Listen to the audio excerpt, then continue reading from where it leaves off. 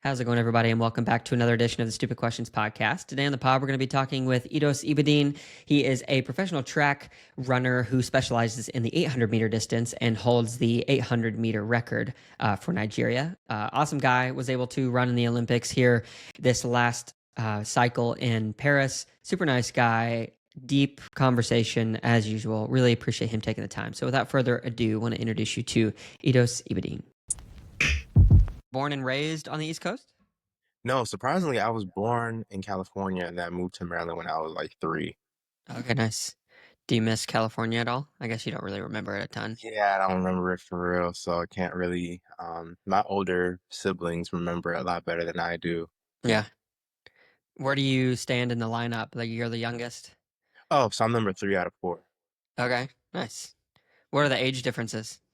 Um, my sister is 8 years older than me. My brother is 4 years older than me, and I'm 2 years older than my younger brother.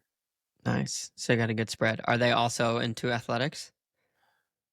Not as much as I was. I was the only one who and we all kind of did sports in high school. Like my older sister, she was on the pom squad, cheer squad, and then my younger brother, he played football in high school, and then Hmm. my older brother, he did a lot of rec basketball. Okay. I think he tried out for basketball, but didn't make the team. But yeah, we were pretty involved in sports here and there. But I was the only one who was able to take it to like the collegiate level and then the professional level. Yeah. Sweet, man. Well, there's so many things I want to dive into. But first off, just want to say thank you so much for making the time. Really thankful that Brandon was able to connect us. He's a great guy. Had an opportunity of interviewing him like a year ago now, I think. So it's kind of come full circle, but thanks for making the time, man. Yeah, thank you for having me so much, and shout outs to Brandon for making this connection happen.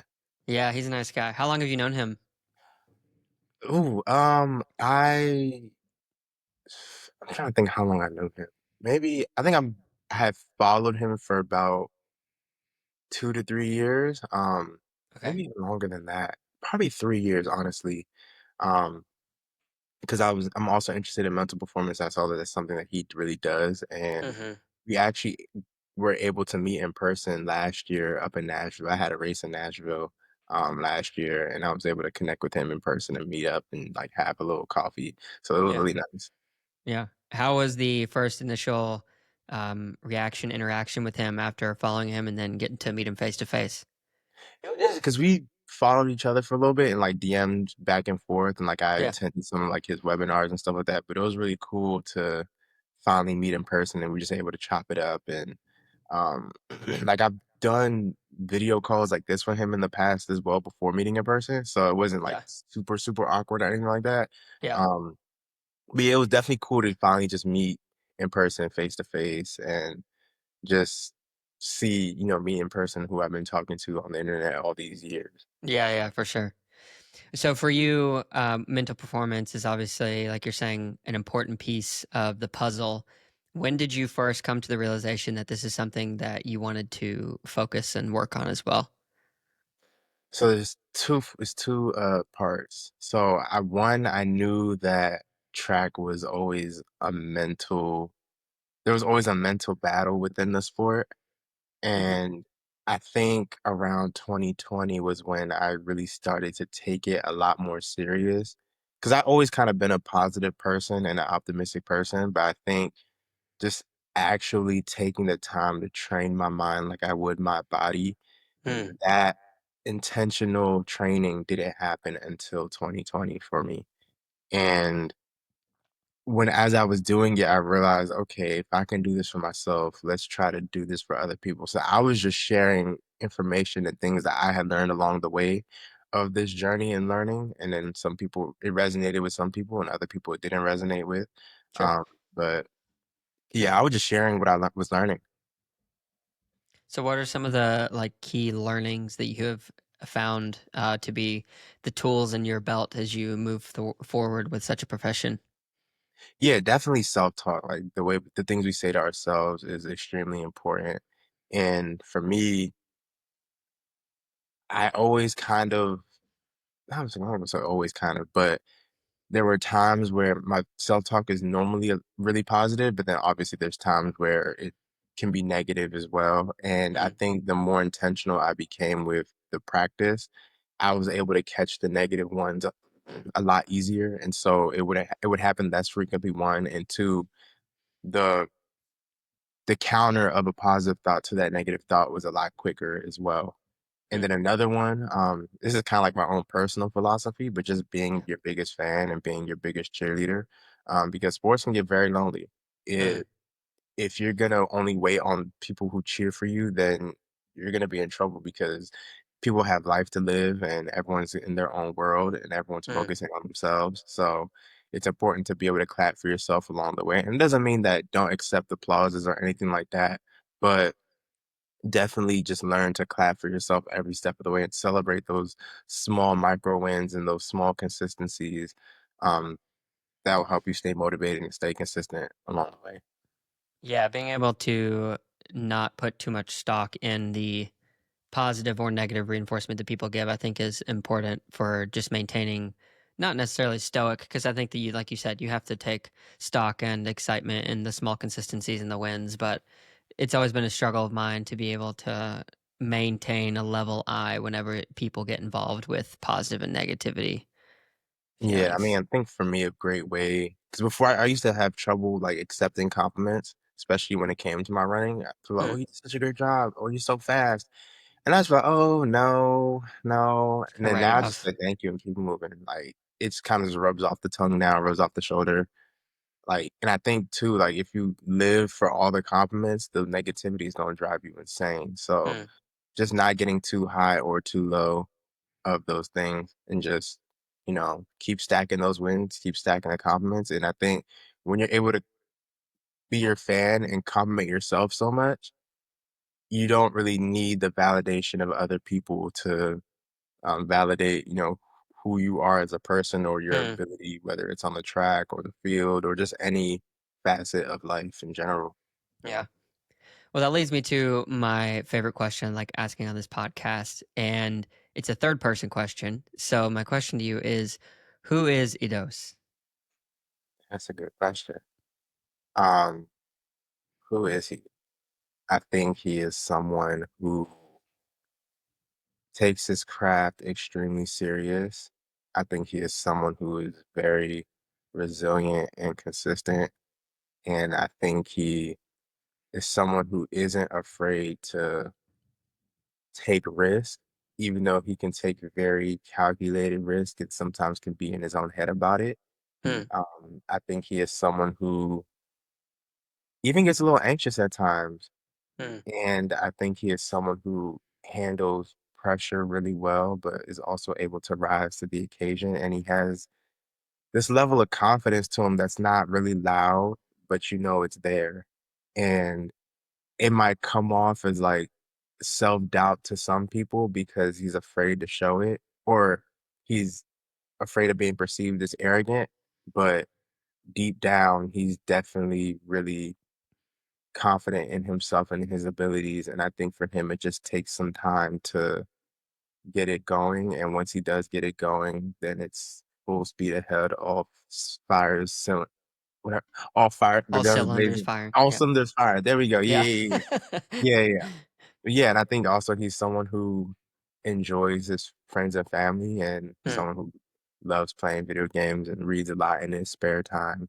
And I think he's just all around a really genuine person who just wants to see greatness in himself and then also wants to bring out the greatness of other people around him. Hmm. Wow, that was a really good, deep answer. So take me back then, like from the earliest memories that you have in relation to just, I guess, self awareness of starting to figure out things that you like and dislike, running obviously becoming a piece of who you are. What are some of these stories that make up the history and the formation of the mindset that you now adopt as a professional runner? For sure. I think some of the big self-awareness things that I've had, honestly, all right, here's a good one. I think growing up, right, in school and stuff like that, I would say I was a good student. Um, One thing that I did notice really well was that in the beginning of the school year, that was usually when I had my worst grades. And then by the end of the school year, my Ramp it up. yeah, my grades were usually fourth quarter, the last marking period or whatever was usually when my grades were at their best.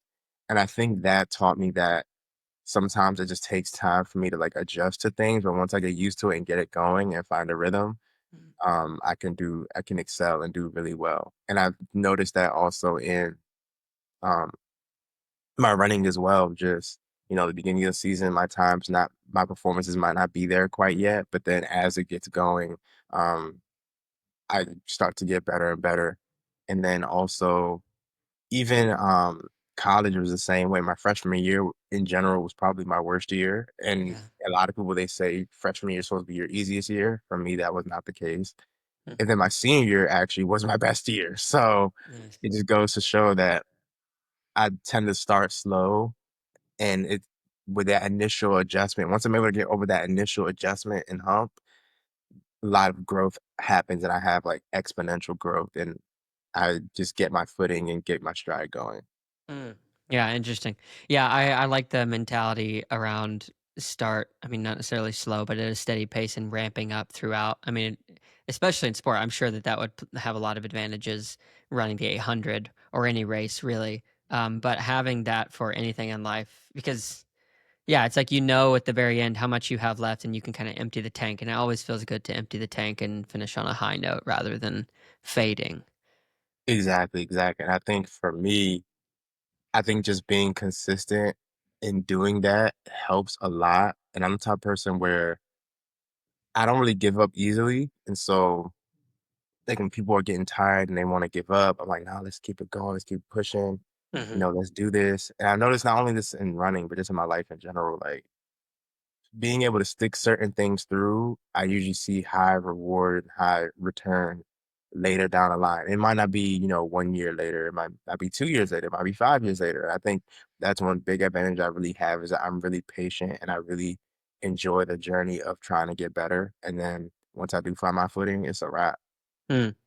What is an event or an obstacle that you've had to overcome that you're most proud of for making it through? Honestly, yeah, and I know I'm gonna draw this back to running because I love to run and I'm That's fine. professional. Yeah. But I think just the way I've been able to bounce back from some of the bad moments in my career. I remember when I experienced my first injury um, in 2020. So going into 2020, I told you how I wanted to, intentionally train my mind like I train my body. Yeah. I actually ended up getting my first injury in running that year, and I was Mm. scared, but at the same time, since I knew I was on this mental journey, I had to essentially train my mind because now I had no choice, right? I couldn't train my body the way I wanted to, so I had to train my mind. And I think that's where like all the books I was reading about like self-talk and visualization, all that stuff, like I was already doing it a little bit, but then now it's like there's so much more intentionality behind it because it was the only thing I was able to do. Mm. And so it that allowed me to just one, focus on what I could do versus what I couldn't do. And so that's something that I carry with me. And then two, just my self-talk during that period. I remember thinking to myself, and this before COVID too. So like I was just, man, I'm gonna come back stronger than I started. It was an Olympic year.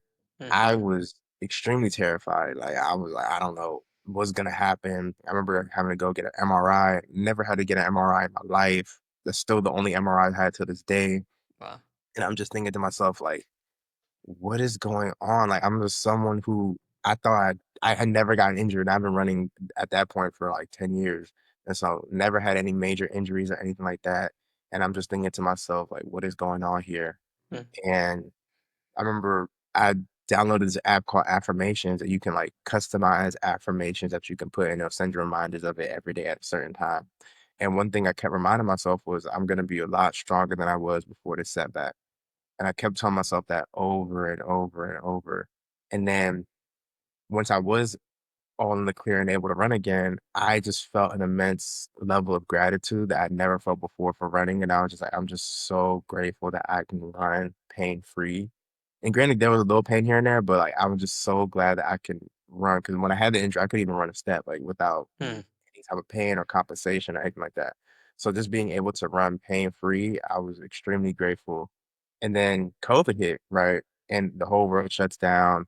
Nobody knows what's happening. For me, I'm just like, yeah, I'm just glad I can run. So I'm gonna, and I already been Hunker practicing, down. controlling the controllable. So for me, I felt prepared for COVID. Like a Mm, lot of people, they might not have been prepared. And granted, no one could have ever really prepared for that. But for me, I think from a mental standpoint, I was already ready because stuff was already stripped away from me.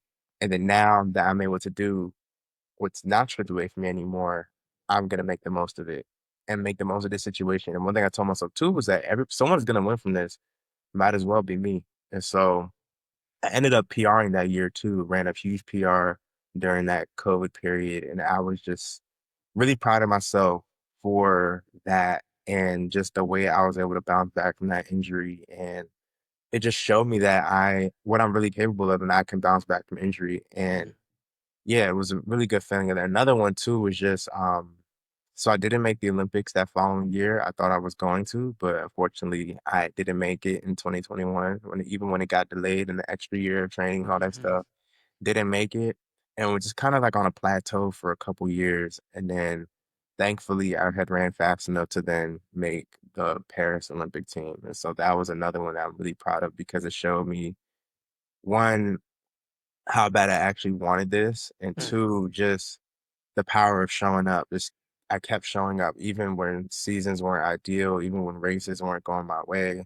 Just kept showing up and kept just swinging at the bats, cutting at the tree, and then once I hit my big one and I was able to qualify for Paris, like it was an amazing feeling, and still it's reminded me also just keep showing up and good things can happen.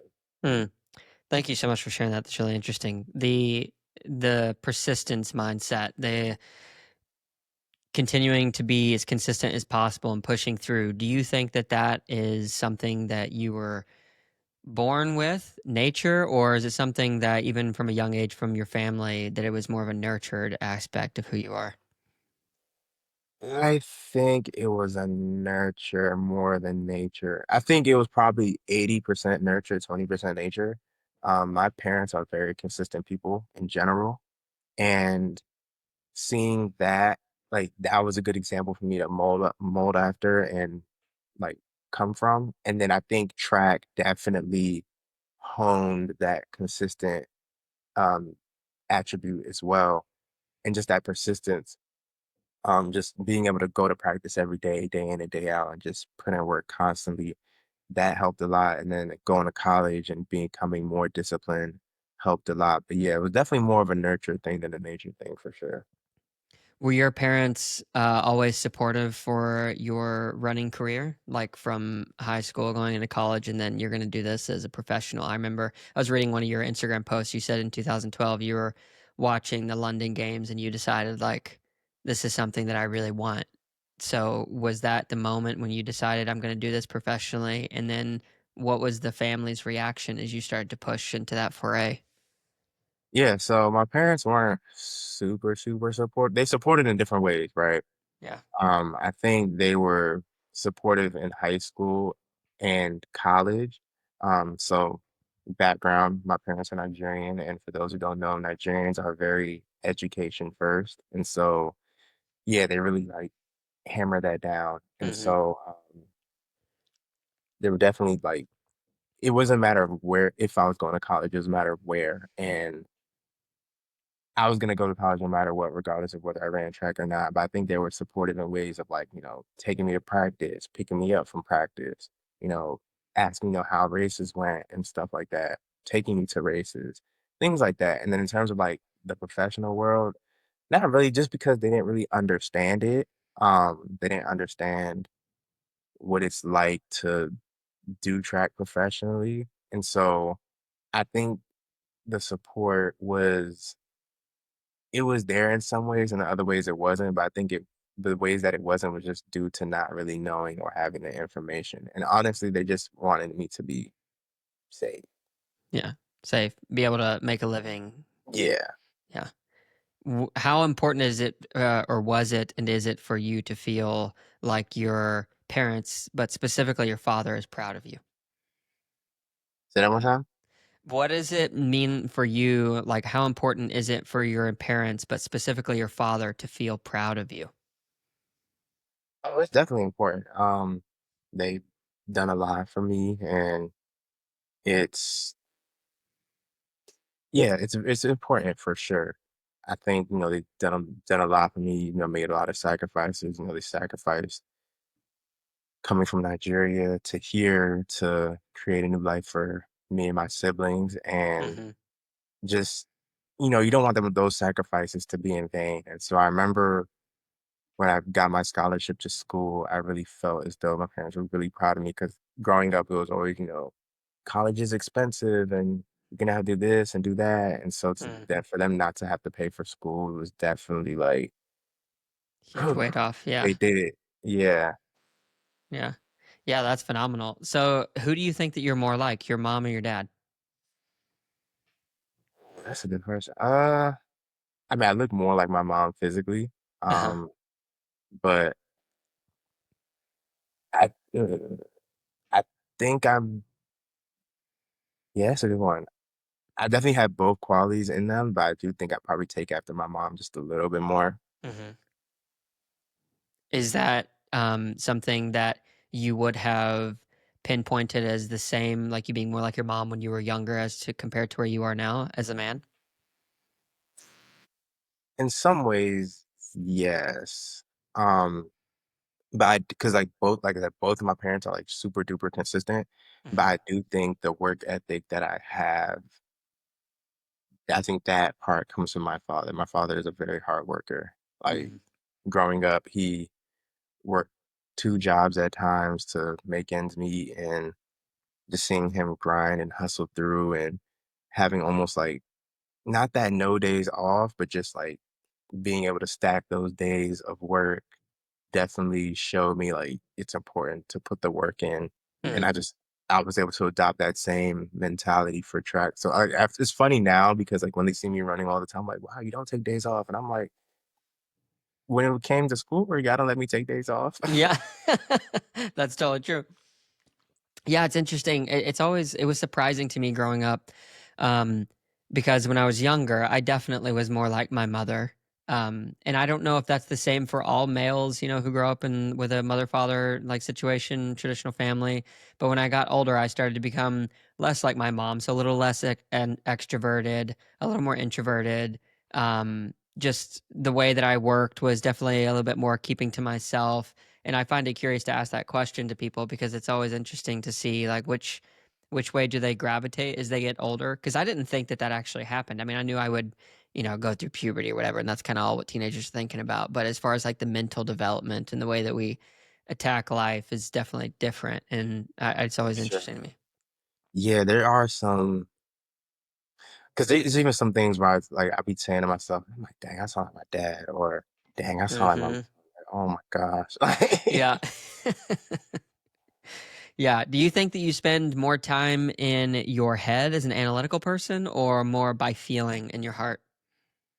Definitely my head as an analytical person for sure. Yeah. Yeah, sometimes I think maybe sometimes I might spend a little bit too much time in my head, and I think that can be it's weird, right? Because I think for me, it's like I know when to I'll be in my head about certain things, but at the same time, when it comes to like doing work and like when I'm in that zone, I turn my brain off and just go to work, and it becomes like a routine. But I think when it comes to like other things in that initial like calculation or like the calculated risk, I'll definitely be in my head a lot. Or like even when it comes to like having some hard conversations, I might be in my head a lot about certain things. And lately I've just been trying to just like let it go, let it flow, or just release the control, right? Because I can't control how people react, can't control what people say. So why am I in my head so much about it? Instead, just do the thing, have that conversation, and just do it. Like a lot of times, I might procrastinate about something. Then when I finally do it, I'm like, oh, it wasn't even that bad. Yeah. Like, Never what was I? takes as much time as we think. Yeah. So, talk to me a little bit about the letting go aspect of when you were racing. Like, I know that you specialize in the 800, correct? Yes. Okay. So, that's pretty quick. It's not the fastest, or it's not like the shortest, but it's definitely not the longest either. So, I am an endurance athlete. I do track sessions and will run 800s much slower than you. But there's something about running an 800 that's just so much different than, going out and running a half marathon. The things that you feel, the how high your heart rate gets and whatnot. For you, I guess this is kind of a few questions just because I'm fascinated. I've never had the opportunity to ask this question before, but I want to know, like, from a mental standpoint and what you're feeling physically standpoint. Walk me through when you go through to a race and like what is happening from when you are lining up, gun goes off to the finish line. Like, what are you feeling mentally and physically? For sure. So I'll start with the mental part. For me, I definitely get extremely nervous. Really? But I learned to really navigate those nerves extremely well. I think there were times where, and I'm really glad that I've been able to learn how to manage the nerves through running 800 because I feel like there's nothing else in this life that I will get more nervous for. Like I running the 800 or just running a track meet in general, those nerves that I get, nothing has compared in any aspect. And so when I'm on the line, the first thing I do is I won't even just lead up to it. I really focus in on my warm up, just talking myself, hyping myself up. And so then when I'm on the line, I usually say recite like a phrase or a song lyric just to kind of like relax a little bit. And then when that gun goes off, for me, dang, I don't really think that much. It's just stay in it. I just try to tell myself things that I want to do, like rather than things I want to avoid. And Hmm. so, first 200, I'm just telling myself, all right, push out, get out, establish a position, establish rhythm. And then the second 200, I mean, the second 100, just, find your spot and get there. And then that third and fourth 100, going into the second lap, I'm just stay here, just stay right here, stay engaged, stay latched on. The third 200, I'm just telling myself, keep it rolling, keep it going. Cause a lot of times people tend to fall asleep or tend to slow down. And the Hmm. last 200, I'm just like, yo, I love it. maintain, Yeah. give it all you got, like get some bodies and just finish, finish, finish, finish. Yeah. And then physically, um, yeah, it doesn't really start hurting for real until the last 100. That's when I'm like, Really? dang, thing That's how hurt. long it takes. Like literally you're at 700 meters and you're like that's when it starts to hurt. Yeah, cause it's like Dang, man. more like That's 150, but it depends on yeah, the sure, some but races it's like might. that last 25-ish percent, last Yeah, that 20, last like 10%. 150-ish. I'm like, all right, this is like all guts right here. Like I'm starting to hurt. I'm starting to feel it, but I know I can push through this pain. Like I know I can do this thing, even though it's hard. I don't feel the greatest. Yeah. I know I can still finish strong, even in Hmm. the midst of feeling that pain. That's so fascinating because so when I run 800s, especially like the last lap, because you do like a building set or whatever, I'm hurting way before that.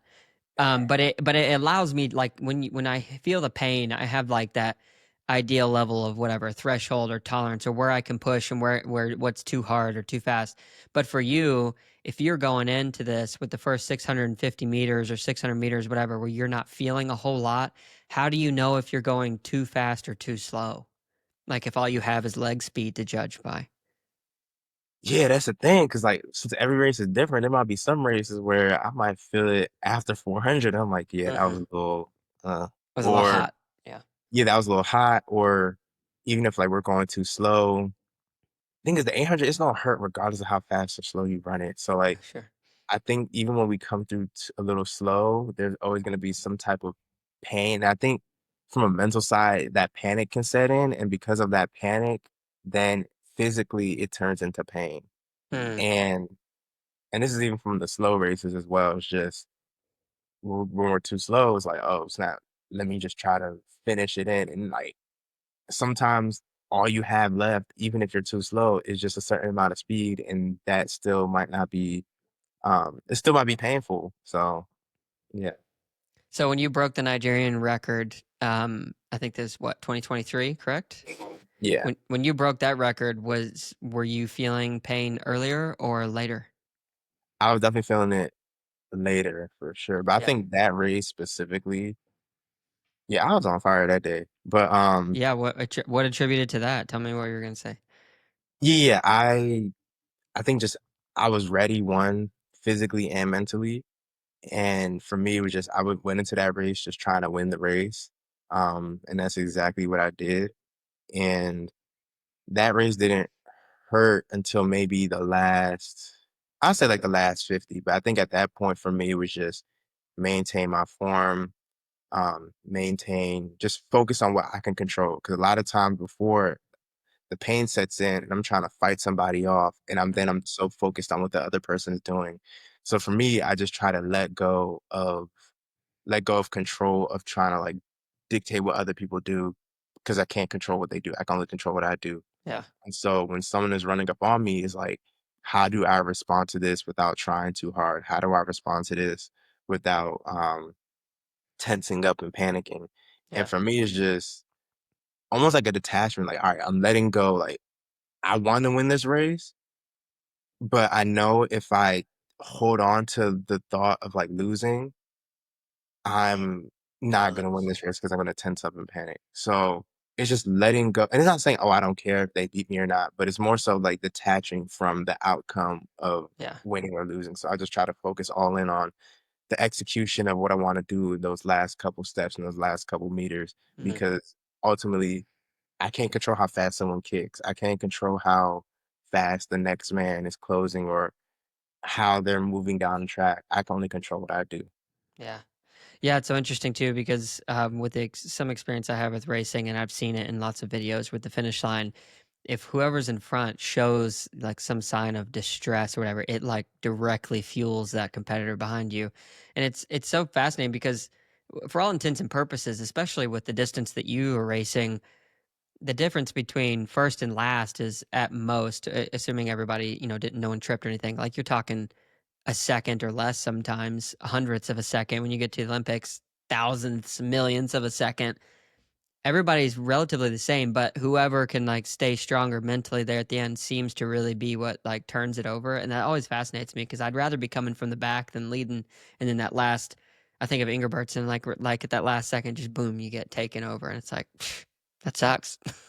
Yeah, exactly. I'm definitely a person I would rather be the hunter than the hunted. Hmm. Um, yeah, I agree. Like there's been times where I've seen people like in front of me, I see their form breaking a little bit, and then they look back, Yeah. and I Oh, just get really amped up when they yeah. look back. I'm like, oh, you done messed up. Like Yeah. You know let's I'm rest coming even now. more. I'm coming. Like just Yeah. look back because you're scared, and I'm Yeah. coming. And Yeah. so, yeah, I agree with that. Like it's definitely hard. And some people they can thrive off of like being a first or last hundred and just pulling away. I definitely like to come from behind and try to get some people that last hundred. Yeah. Do you like receiving? I mean, you're all there really close to each other, so I get. But for you personally, do you like getting splits or looking at the clock and knowing exactly where you are, that you're hitting all your marks to like get a world record spot or whatever it is that you're shooting for, or do you like to just be in the moment and go by feel? I like to just go by feel. When I was younger, I was definitely more pressed or concerned about like, oh, let me see what I'm coming through the first lap. Now I'm just like, know what?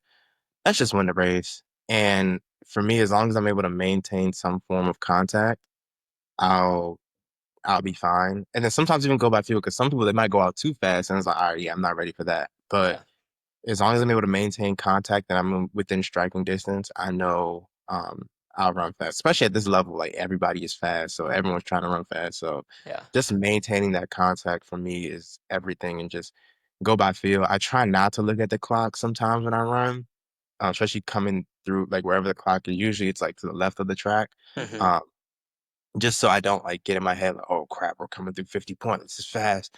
And just go by how it feels and just trust myself and trust my instincts in the way I can move and the way that, I can make my moves and stuff like that. And yeah, just do my best to win the race. At the end of the day, if I win the race, ran faster than everyone. I'll have the best time in that heat. And usually it's pretty good time, especially at this level that I'm at. Yeah. Yeah, for sure. So I'm curious, also, and then I'll get off the super focused running questions because I have some other deep ones for you as well. But this is just fascinating to me. No, Um, for sure. with the level that you're running, like you were saying, like everyone is so fast, and there's this really funny bit that Jerry Seinfeld I think does. Have you seen it where he's like standing sideways and he's like, "What is it with running where you're like, yeah, first guy comes through."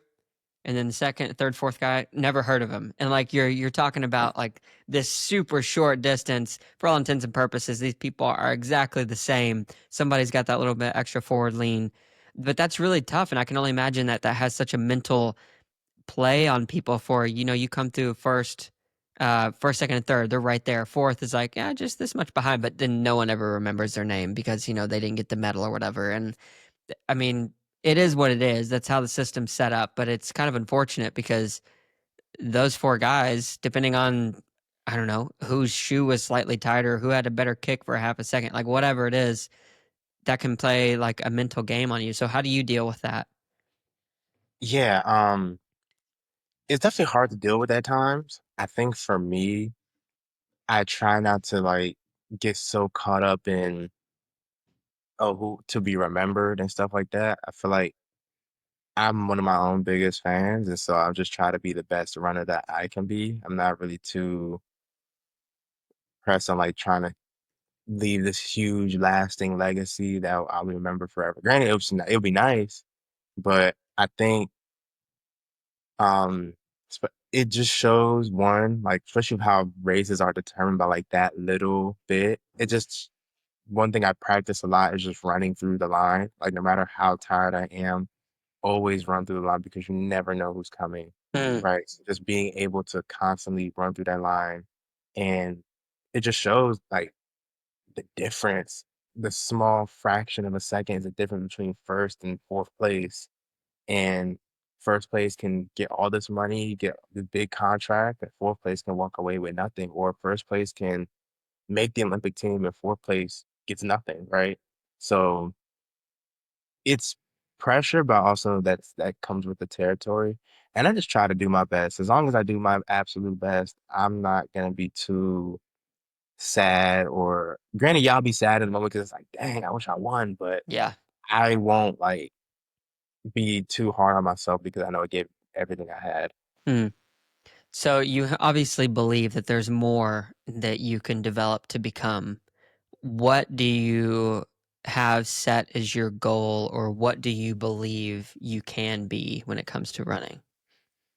Yeah, I think I can be and I don't usually like putting time out there, but Yeah. I think I can be a 143 800-meter runner. I think I definitely have another second to give, and I think I have what it takes to be one of the best in the world.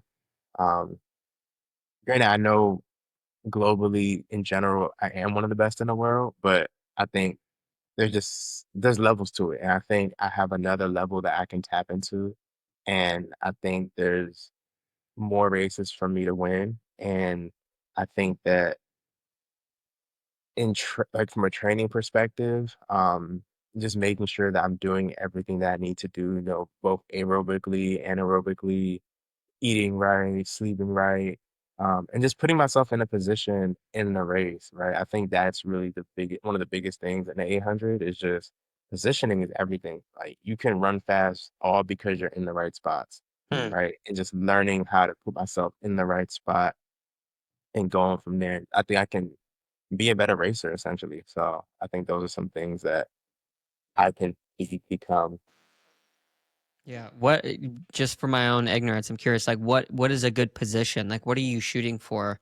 Like you say within striking distance, is that like always a couple steps behind first, or, third or fourth in the line? Like how do you establish like what is the best positions to be in for you? Yeah, it depends on the race. But I think for Really? me, I like being in like fourth or fifth and like having first place within striking distance, especially if the race isn't like really strung out. But if we're all close together, I like being in like fourth or fifth because then I can slingshot and pass a few people. Yeah. Um, but if I find myself, third or second, that's good too. And then just go from there. And then sometimes I might find myself in the back and say, all right, how we gonna work our way up here? And Yeah. then just work because I've had good races where I was in the back, and then I've had races where I was, you know, up in the lead towards the front. So it just Hmm. all depends for me. Yeah. I like to honestly, yeah, I think to be a great 800-meter runner, you have to learn how to race in multiple different situations. So Yeah. sometimes that might be being in the back because there's chaos in the front. Or sometimes it might be being in the front because there's chaos in the back. Sometimes it might be being in the middle so you can, be in front of some people to Hmm. avoid some traffic and then have some people in front of you that you can draft off of. So I Hmm. think it just all depends on the race and just Yeah, staying within myself too. yeah, avoid the chaos. That's what it sounds like. Don't get tripped up. When you're running, like you mentioned drafting, I mean, you guys are running so fast. I know that there's some drafting benefit, but is it like very noticeable? Like if you get out off the shoulder or you're in tucked in, like do you notice it like pretty significant? Sometimes, but I think for us, it's more so of a mental thing too. It's just it feels good to draft, like just to sit on somebody, and I Hmm. think just not having to like think about the pace. I know for Yeah, me, am I like when going I too lead fast, too slow? races, I might get in my own head like crap, like who's behind me? I know these people got a kick. Are they gonna, out kick me? Am I gonna have enough energy for the end? All these different things. But when I'm definitely in the middle sitting on people, it allows me to then just rest my brain and just focus on my instincts and trust my instincts. Yeah. Hmm. So who has invested the most into who you are and to help you to get to where you are today? That's hard. I mean, definitely, it depends on what we're talking about. Just in general or as an athlete? Let's go general, and then we can go athlete too. But I'm curious general because I know that there's a lot more outside of That's athletics true. that make you. Yeah. Yeah, I think definitely my parents. And then just the community that I'm in. Like there's I have a lot of friends I grew up around and like I know their parents really well. The saying, how it says it takes a village to raise a child. I come from a village, a community of people who all helped raise me essentially. And so I think all those lessons that I've learned from them and learned from my parents and even learned from some people who are slightly older than me and even some people who are slightly younger than me, I think all those have paid off a lot. Hmm. When you are moving on, when you decide that it's time to move on from this sport, you've been doing this, since, I mean, I assume you've been running probably since middle school or even a little bit earlier. High school. High school. Okay. So Yeah. it's still a very long time, and your entire livelihood is seemingly encircled around this. When you decide that it's time to move on, do you think it'll be tough to remove your level of identity with running in a way that will be, I guess, healthy? Like, because I know a lot of people, I've heard about this scenario where you go to the Olympics, maybe it's your last Olympics or first Olympics, whatever, but you come down and it's like this almost depression, or people get injured and it takes their ability away to run, to swim, bike, whatever. That just like becomes very hard for them because that was so wrapped up in their identity as a person. Do you think that you would struggle with that? Um, so funny enough, when I came back from the Olympics this past summer, I definitely I wasn't necessarily depressed, but I definitely felt like they call it the post-Olympic blues. I definitely had felt withdrawal. There we go. That's the right word. I definitely felt like, dang, what like it's back to reality. Like that's it. Like it's Hmm. over with. Like I miss it, Yeah. And I think just being able to talk to people about that helped. Like talking to some of my other Olympic teammates, talking to whether it was other sports psychologists about it and stuff like that really helped. I think also like when I do walk away from the sport entirely, I think it'll be hard at first. And I don't think I'll necessarily struggle like with the identity piece. I think it'll just be I think the part I struggle with is like, dang, I don't have any competitions anymore, or like I don't have competition to prepare for. But luckily for me, and I think the biggest thing I was kind of feared going into like retirement when I thought about it was just, am I gonna be as passionate about something else like as I was with track? Mm. And I think that's one thing that's gonna take time because one, I wasn't always passionate about like when I first started running track, I wasn't this passionate as I am now. Really? And so I know that things and passions take time to hone in and build upon. So at first it was like kind of scary, but then I'm like, okay, I know I'll find something that I'm passionate about. And I always told one thing I always tell myself is like track is just the beginning. Like it isn't gonna be the only highlight of my life. Yeah. I'm just getting started. And so I think I'll still be involved in the sport in some way. Um, but whether that's coaching, whether that's, volunteering, or whether that's even just going to track meets and just watching, I'll definitely always be involved in some way. Yeah. And I think just like I said, going into like the mental side of things, that's something that I really found passion for. And I think that's something that I can definitely do long after I'm done running. So that's something that's slowly starting to have passion for. Yeah. That I'm so glad you said that. And I think there's a lot of wisdom in that idea that you have to grow and cultivate passions because I think a lot of younger people struggle nowadays with, there's this mindset like, oh, you just have to go doing what you do what you're passionate about.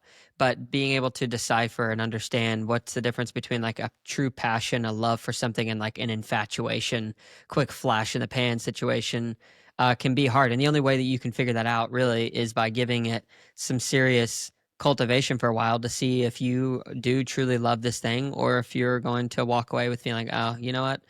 I liked the romantic idea of running the 800s, but all of the mileage and the extra work it takes to do this is definitely a lot more. And I think that's a point that I wish there was a way to explain it to people when they're younger to where they could truly get it like off the bat. But so many of us, myself included, it's like you have to go through that experience to like truly understand. Okay, yeah, this is my passion or this is not my passion. It takes time. Yeah, it takes time. And like I said, I wasn't always passionate about track when I first started. I just it was just something to do. So I'm like, I'm gonna just do this, see what happens, and go from there. I didn't think I'd fall in love with it the way I did. So, and that's the same thing with everything. We always just the willingness to try. I think the willingness to try new things goes a long way. And granted, it sounds scary because I don't think I've done anything for as long as I have been running. So I've been running track now for like 16 years, and so it's like having 16 years of experience in something, I don't remotely have anything else close to that level of experience in Mm, anything else. And so having to walk away from that level of experience into trying something new can definitely be a little daunting and scary. But the same way I started track as a rookie is the same way I'm going to start something new as a rookie and just hone and develop that skill. yeah, for sure. So what I'm curious, what gets you into the zone? This can be pre-race or like a really important session that you're going to do, or maybe it's a presentation, I don't know. But like what helps you to get focused like into the zone that you need to perform? For sure. Definitely listening to music. I think music takes me to a place where I definitely get in the zone. Like I have a specific playlist that I like to listen to, crafted by me, and I'm just like, yeah, I'm in the zone. And then I think just taking some deep breaths and just knowing that I'm about to go out there and kill it. And Hmm. then also saying some prayer. Yeah, praying and then yeah, so deep breaths, praying, and music. I think those are the three that help me get Hmm.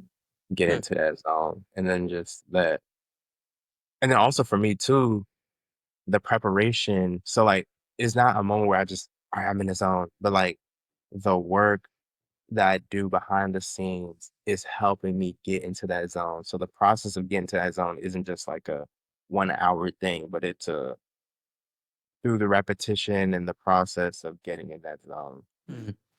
Interesting. There's a couple of questions I want to ask post that. First one, is your playlist on Spotify and is it public? And can we link it for people to check out?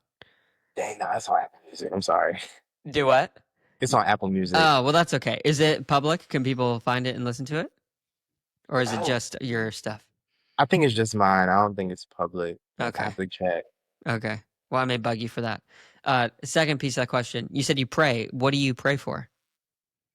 Yeah, definitely pray for execution. Definitely pray. Well, it depends. So if it's running related, I pray for, just clean race, execution, um, go out strong, finish strong, and help me just, go out there with my best report. When it comes to like a presentation, it's like, give me the right words to say, let me impact people, um, just surrendering everything to God and allowing Him to just use me in a way that um, will best fit His glory and will help touch whoever I'm presenting to. Hmm. Who do you believe God is to you? I believe God is my savior, my rock, my provider, a lot of different things, a comforter, um, a lot of different things for sure. Did you grow up religious? Yeah, I grew up in church, yes. Yeah. Did you ever consider maybe stepping away from it? And like, when did it first become like a core piece of who you are? Because like I grew up Christian as well, but there was like a point in my life where I kind of, I guess, for lack of a better word or phraseology, kind of strayed away, did my own thing, and then I realized actually I need this, or I'm gonna fall off the deep end here. So like I decided. But what was it like for you? Yeah, I never really, well, growing up in church, like there's one thing to like grow up in church, and there's another thing to actually take the faith serious. Yeah. So I think I didn't really start taking my faith serious until I was about in, I think 11th grade. So I was fairly young still. I think that's when I decided to like take this thing serious and really um hone in on my faith. I just haven't really strayed since. Yeah. That's amazing. Not many people can say that, and that's not an easy thing to do or to I guess believe. Like sometimes as we get older, at least for me, this the temptation has always been to doubt based on external factors, maybe how other people act, but to be able to bring that in like on a daily basis is not always an easy thing. Yeah, for sure. It's definitely not easy at all. And it's definitely easy to, especially as you get older, you start asking, having different questions and asking, like, is this real? What am I doing? Like, is this something that's a biblical principle or is this something that my parents Hmm. told me to do and they presented it as a principle? And so just learning those things for myself. And I think that's one of the cool things about getting older is that you can start to adopt certain philosophies for yourself and you can start to learn things for yourself as well. And I think there's beauty in that. And I think every adult should essentially, especially if you're a person of faith, I think everyone should kind of do that. Like fact check what it is that your pastor or your Hmm. parents have taught you, um, just to show that like these are like my ideas and not just my parents' ideas. Yeah.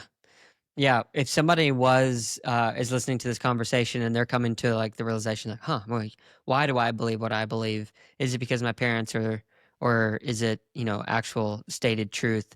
What kind of advice would you give to them to come to a conclusive point of, am I just going through the motions or is this a real thing? Like, what would you think that they should do? Yeah, I think what someone can do is it's no reminding them that it's okay to have those kinds of questions. Like questions are welcome. And then I would say like try to find people that you can talk to and can confide in about these questions and issues that you might have. And then two, just do some research for yourself, right? On whatever faith you believe in. Read the scripture or read the text that whether you're Christian, Muslim, like read those texts that for yourself so you can have an understanding. Because a lot of times people will paraphrase certain things and it's not even in the Bible, Yeah, it's right? like out of context So too.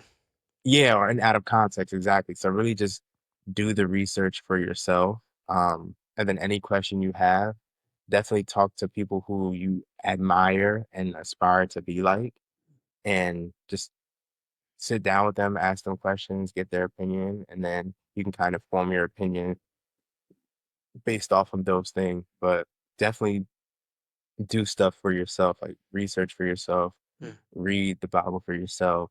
Um, yeah, just do all kinds of things, right, for yourself, and not in a selfish manner, but just so you can be well informed and well equipped. Hmm. Yeah, being well equipped and informed is so important. It's so easy I think for any of us, but I'm thinking about my own experience too. I'll hear something, if it's in church or maybe it's a political discussion or a world event or whatever, but it's so easy to kind of hear that and then be in a conversation with someone and they'll say something related to that. And it's just a regurgitation rather than like taking what somebody says, putting it out in front of you, go through it line by line. Is this true? If it is, why is it true? And then, decide whether I'm going to kind of adopt it or let it go, which I think is so important um, to realize because as humans, like even with the music I listen to, if I listen to the wrong types of music too much, it starts to affect like my way of thinking. So like there's whatever Yeah. we're putting in, it's going to come out somehow. So figuring out what to let in, what not to, or it's really a skill that I'm trying to really hone is to be able to listen to someone with the opposing view, absorb that information, think about it critically, but to decipher and discern, to have discernment to know what is not, but to be able to give respect to that person to hear them. That's a lost art form in our society today. For sure. And I 1000% agree. And I think one thing that we can do is you don't have to compromise your conviction for a conversation. And I think a lot of people tend to think that, like, because I'm talking to someone who's different from me, then they're just going to corrupt me and my way of thinking and blah, blah, blah, and all these things. But it's like, Sounds you like can my just, parent talking. Yeah. you can have a conversation with somebody and it won't necessarily corrupt you. Like, one conversation won't necessarily corrupt years of building something, right? Unless you're just that fragile and you have no solid foundation. Mm, But yeah, just having those conversations I think can help. And just like you said, I'm more of like a chew the meat, spit out the bones type of guy, where it's like I'm able to filter through certain things. Like if someone's saying something to me and I might not like the way they're saying it, but I'm really taking heed to what they say, even if it's aggressive and I might not like it. It's all right, there might be some truth here. What truths mm, can I find within this message? Even though it's not packaged the right way, even if the delivery might not be that great, even if it's served on a dirty platter, mm, what gem can I find in this dirt right here that mm, can help me um, in my decision making or just in my life in general? mm. What kind of conflicts, or maybe there hasn't been any, but I'm not familiar with the culture around like the profession that you find yourself in. I'm sure there's people from all different levels of faith and morality that take place and or take yeah take um what word am I looking for? I cannot think of it. Take occupation in your sport. How has your faith intertwined? Have you ever come across instances where it's like you have to stand up for something, or you're asked to do something that maybe is against like your moral conviction and you have to go the other way? Surprisingly, no. I haven't really had that kind of issue, especially like whether it's taking a stance on something.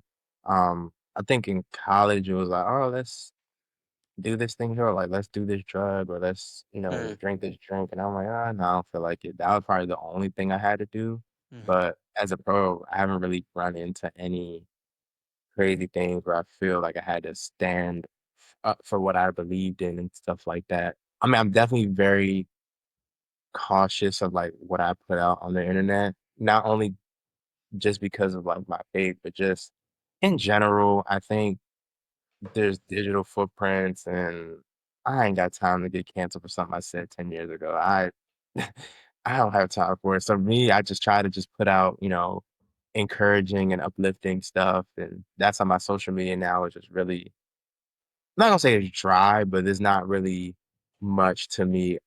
Like if you just follow my page, you think all this dude does is just rhyme. And I have that like that for a reason. Like I'd rather keep my social media life and my private life separate. mm, Because there's so much life to live outside of the internet. And I think some people tend to forget that. Like everything doesn't need to be content all the time. So yeah. um yeah, there hasn't been instances where I had to like stand up for my faith and stuff like that. And I also try to um say just uplifting things in general that everyone can resonate with, even if it's faith based, even if it's coming from the Bible. Um, and then when people, add deeper, it's like, oh, where'd you get that from? And I'm like, oh yeah, the Bible. But yeah, definitely try to give faith based principles through my content and just use that to inspire and uplift people around me who might see my page or see my content. Yeah, cool, man. So, how has your definition for success changed since you first entered this sport 16 years ago and where you sit today? Yeah, my definition of success has drastically changed. I think for me, before when I was younger, it was all about just times and running fast. And I think as I've gotten older, it's changed more so into how many races can I win, Mm, right? Winning races is a huge part of the game. And granted, both are still good. I can run fast and be successful, and then I can win championships and also be successful at the same time. But as I've gotten older, I know like winning races is definitely more important than fast times. And usually when you win races, the fast times will take care of itself. And then two, just um yeah, how many people did I impact along the way in this sport. And I think that to me is also a huge definition of success as well. Like I might not have one Olympic goal, but I think those around me, I've inspired them to dream higher and aim higher and show them that it's possible that if you put your mind to it and you stay consistent, that your dreams can come true. And now, like people who know me know like the Olympics isn't impossible. Like I tell kids all the time, like just keep grinding, keep working, your time will come. So I Mm. think that's my new definition of success. Just how many people can I bring along with me and how many people can I uplift and inspire along the way while still being in the pursuit of success. I think that's what it is too. Just the pursuit of Pursuit. success Yeah. is success to me. Like the Mm. fact that I'm able to, like, granted, regardless of whether I made the Olympic team or not, just the pursuit of that, I think is a success in and of itself because a lot of people wouldn't dare to even try to do that. Yeah. So the fact that I was able to have the opportunities to, go after my Olympic dreams and that for them to even come true and manifest has just been amazing. Yeah, journey in this or the successes in the journey. 100% would agree. Just a couple more questions for you. For sure, Um, for sure. who is in your world or who has been the most inspiring person from an athletic standpoint? Hey, I'm so inspired person from an athletic standpoint. Ooh, that's Like hard. like when you've been running and you're like you see your shadow on the ground, you're like, okay, I kind of look like that person. That's hard 'cause I feel like I've been inspired by so many people. I bet. Um, I mean, with the people you run with, I can only imagine. yeah, I've been inspired by so many people, but I think if I can pin it down to one person, um, probably I'd say David Rudisha, the world record holder in the 800. I think when I was younger, I was deeply inspired by him, and I used to watch so many of his races. I actually wanted to race him, but I never got that opportunity, unfortunately. But I did get the chance to meet him, and I was just like over the moon. I was like, wow, like you're literally the greatest to ever run this distance.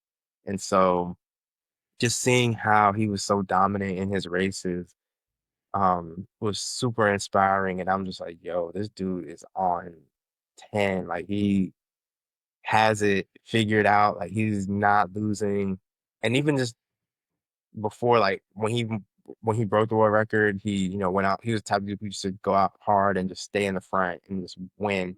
Then there was another championship where he was in the front, but he came through really slow and he still won. And I was just like, yo, this dude is different. Yeah. But um, He yeah, sets the bar definitely, and everyone follows it. yeah, definitely deeply inspired by him. Like, yeah, I wish I would have gotten. I was like, by the time he retired, I was like just coming up as a pro, so it wasn't. We weren't gonna be able to race each other. So Yeah. yeah. Mm.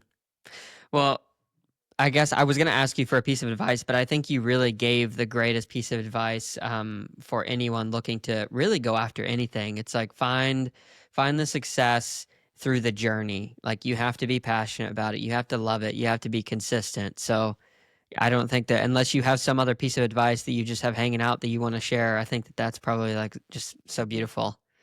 Yeah, definitely. I guess another piece of advice I can give is just, yeah, as long like finding success in that journey is definitely a good one. And then also just letting go of the outcome, right? Just being more process oriented rather than results oriented. And that kind of goes back into finding success in the journey. But I say all that to say you're gonna spend so much more time in the process, in the grind than you are the the success or the destination. So really focus in and find parts of the journey that you can absolutely love and enjoy, and that will help you in your dream chasing pursuits or just in your pursuits in general.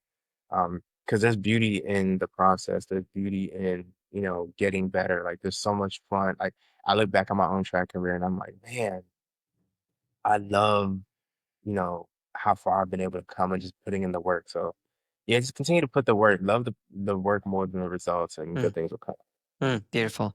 Well, Eidos, thank you so much for taking the time, letting me ask these questions, and just poking prod around your life a bit. Wish you all the best. I know that you're going to be trying to qualify again for this next Olympic cycle, if I'm not mistaken, correct? Yes, sir. That's the goal. Hopefully, all fingers crossed. I'll definitely try to shoot for it. Granted, I'm taking things one season at a time. That's right. That's Um, what we got to do. but yeah, hopefully we'll see. Yeah. When is the next race that people can maybe look out for in terms of you getting out there and making something happen? So this year is a world championship year. It's in Tokyo, Japan this year. And so that's the big race that we're all trying to qualify for. So Nice. hopefully I'll be out there Yeah. representing Nigeria. Right on, For man. my, yep. Yeah. Awesome. Well, thank you so much for taking the time. Yep. Thank you so much for having me. Thank you so much to Edose for taking the time and allowing me to dive into his life as usual. Really appreciate him taking the time when he is such a busy guy and has so much going on. It's always cool to connect with different types of athletes. And I have to say, I geeked out a little bit on that one because I really do enjoy running track, and the idea of running a 140 to 144 for 800 is absolutely bonkers to me, but really appreciate getting to witness what that looks and sounds like from his perspective. So thank you so much, Edose. If you want to sign up for our podcast, make sure, and when I say podcast, I mean our newsletter. You can do that at the stupidquestions.show website, or check out the links in the show notes. Make sure to check out the sponsor stuff down there as well. And if you're on YouTube, if you could like, comment, subscribe, turn on the notification bell, that helps to continue to grow the channel there. And if you are listening on any of the podcast platforms, if you could like, comment, follow, any of those things continue to help grow it, and I really appreciate it. So thank you so much for being here, guys, and we will connect you with you in the next one. See ya. Peace.